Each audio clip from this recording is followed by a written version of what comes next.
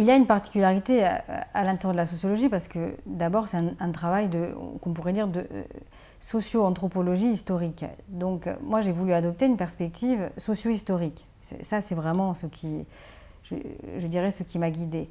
Après, dans la sociologie, donc il y a effectivement ce côté où j'intègre la perspective socio-historique, et après il y a le fait que je ne fais pas une sociologie quantitative, mais davantage une sociologie qualitative. Donc une sociologie qui va peut-être plutôt pencher du côté de l'anthropologie. Donc j'ai fait ce qu'on appelle de l'ethnographie.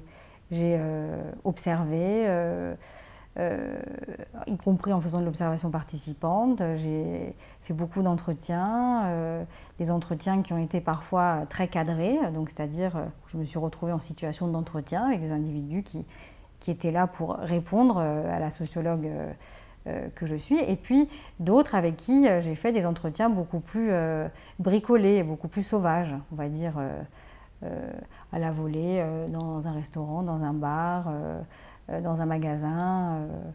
Et donc, je dirais que l'expérience de vie en Corse, je l'ai utilisée aussi comme matériau de recherche et donc d'écriture. Et puis, j'avais envie aussi d'explorer un terrain en y allant, je dirais. Moi, j'avais des collègues qui partaient au bout du monde faire leur terrain ou qui allaient faire des terrains très très lointains. Bon, moi, j'ai jamais eu cette disposition, hein.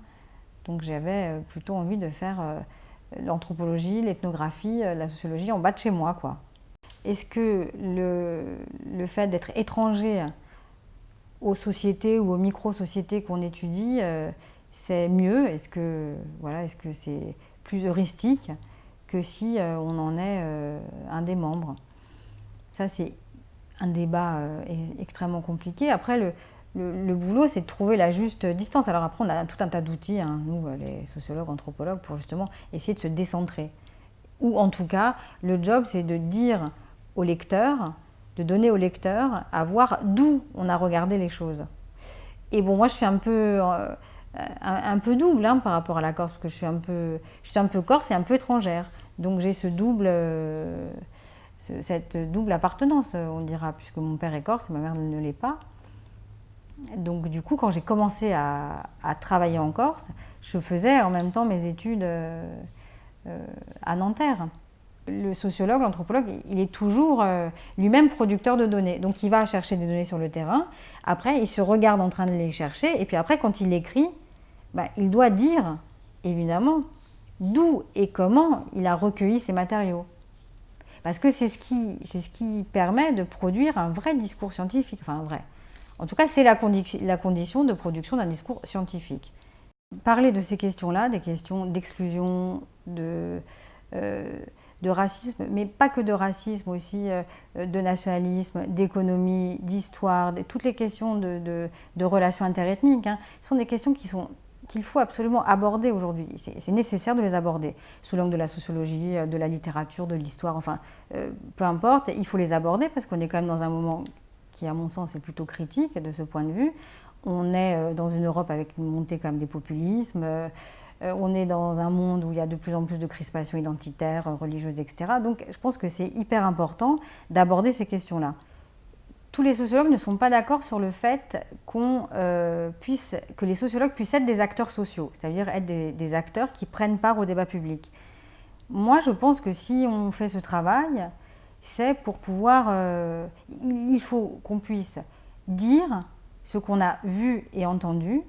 Il faut qu'on puisse le dire, l'énoncer, en discuter, le porter dans l'arène publique et que ça fasse matière à débat. C'est comme ça qu'on fait...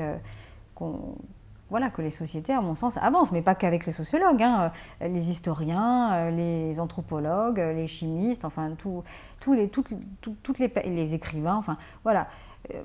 Quand on s'accapare une question, quand on la prend à bras-le-corps, voilà, je trouve que c'est important de donner à entendre, à discuter ce qu'on a vu et entendu. Après, moi, maintenant, aujourd'hui, après presque 20 ans de recherche, c'est aussi un moment où mes idées sont beaucoup plus claires, beaucoup plus travaillées, où les notions sont... Voilà, toutes les notions sociologiques que je mobilise sont des notions que je maîtrise. Et voilà, je suis davantage prête aussi à défendre ce livre et à en discuter, parce que c'est pas rien quand même. C'est un livre que je propose dans l'espace public, avec toutes les polémiques qu'il peut y avoir, tous les désaccords, tous les accords, etc., qu'il peut y avoir autour. Donc il faut quand même être préparé à rentrer dans le débat. Et aujourd'hui, je pense que je le suis prête.